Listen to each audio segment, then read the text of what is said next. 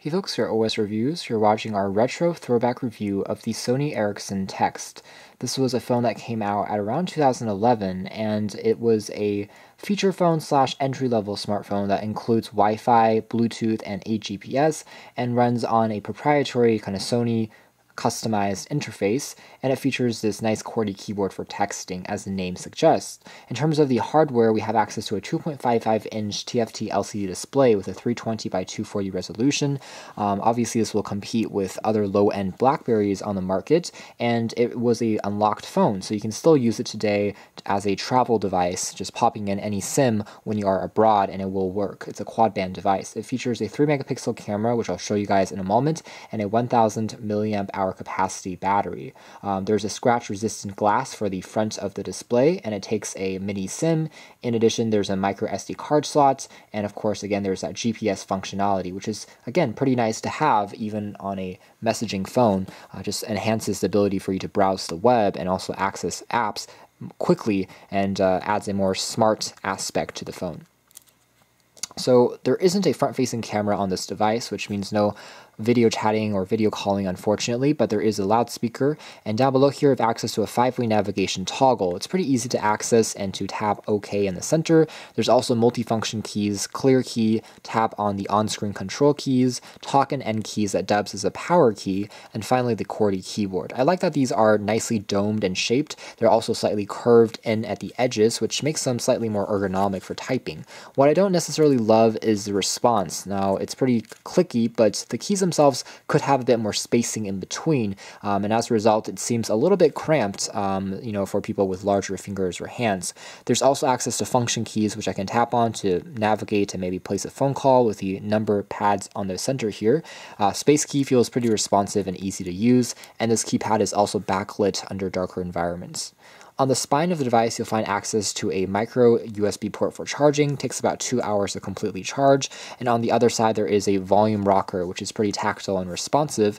And the very top features a simple 3.5mm headphone jack. The back features the aforementioned camera, which is fixed focus, I believe. And there's also a loudspeaker. And there's a soft touch rubber coating, which makes it easier to grip, slightly curved again. That shows, kind of Sony's design philosophy around this era of making really ergonomic phones that kind of melts into your hand, and it's very grippy and easy to hold. So again, in terms of the size and the overall design, very reminiscent of a BlackBerry Curve, and again, classic Blackberries as far as typing is concerned. And same screen size, really the same functionality, in fact, as far as hardware features are concerned.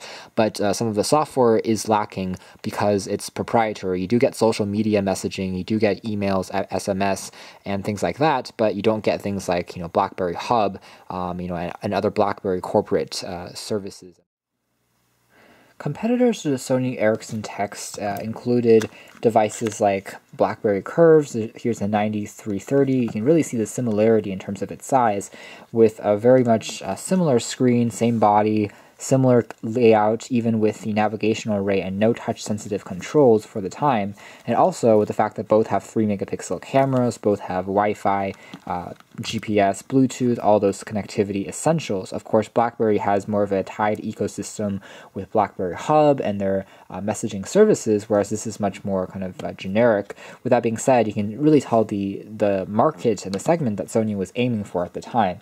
Another competitor that kind of falls into the smartphone category for its time, about 5-6 years ago, included HTC devices like this, such as the HTC Dash 2, which is also known as the Ozone on Verizon Wireless, also doesn't have a touchscreen display, but also has Wi-Fi, GPS, and Bluetooth, although in this case it's running on Windows Mobile, as opposed to BlackBerry OS versus a proprietary Java-based operating system designed by Sony for some of their feature phones and light smartphones. But again, the same QWERTY keyboard layout, same 3-megapixel or 2-megapixel camera, same soft touch material on the back, so really quite a lot of similarities in how these messaging phones at the time were laid out.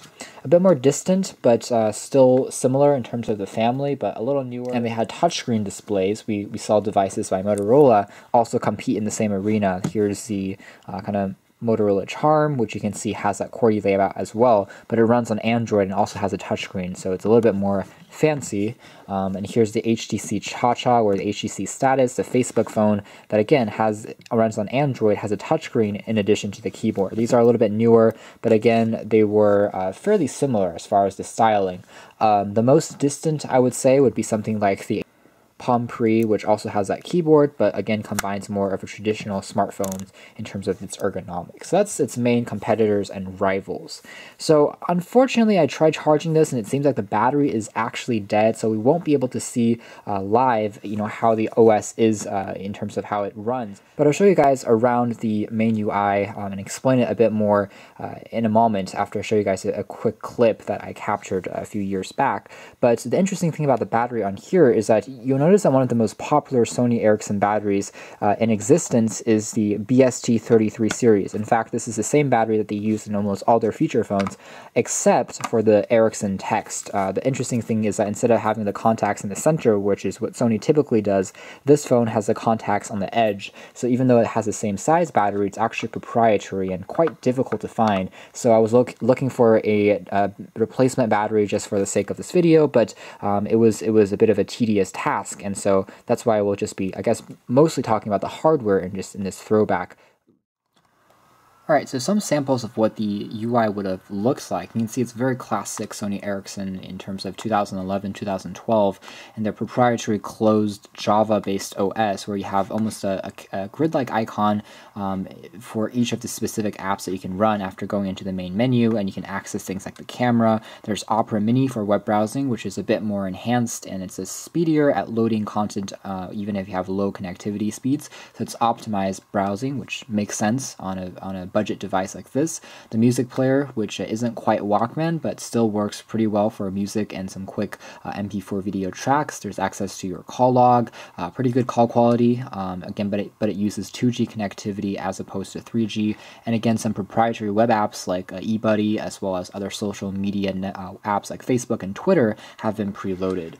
Settings, pretty standard stuff. So again, here's another example of what the main screen looks like. So you'll see have a carousel view of your favorite contacts, which you can then tap on to quickly call. You have only up to 5 people though, you can't add any more, but this is the same kind of view and widget that they implemented on their earlier Android phones back in the day, and there's also some notifications that you saw in a log format down below. Finally, there's again more examples of what the screen would look like if you were in a brightly lit environment, still fairly visible and readable, and again some of the main screens, if you dig deeper into the menus, were no longer quite as elegant. There's a lot of borders. You can see it's very bare bones as far as how the setup is concerned, but the main thing is that it works. It works with emails, it works with messages, it works for web browsing, and no real complaints in that department.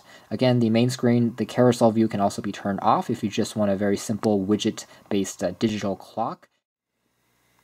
So that's been our throwback look at the Sony Ericsson TXT, kind of an interesting messaging-centric feature phone, but really had smartphone features with its connectivity options and its ability to connect to YouTube, browse the web fairly well, as well as a lot of other apps that you could install. It was tied down by a proprietary OS that we weren't fans of, and sometimes connection to Wi-Fi and even the cellular connectivity was a little finicky. It's also only a 2G smartphone, so it doesn't support blazing fast connectivity by cellular data, although it is unlocked. And again, the ergonomics of the phone are very well thought out, as always, and kind of is the same design language with its curved back and soft touch material choices as Sony Ericsson phones back in the day when they always released Windows Mobile or some of their earlier Android offerings. So you can really see how their design has evolved through the years just by taking a look at this device. It's mostly a forgotten phone. That's why I wanted to kind of take a look back, just because I was checking out some messaging phones earlier, and I thought, this is another messaging device,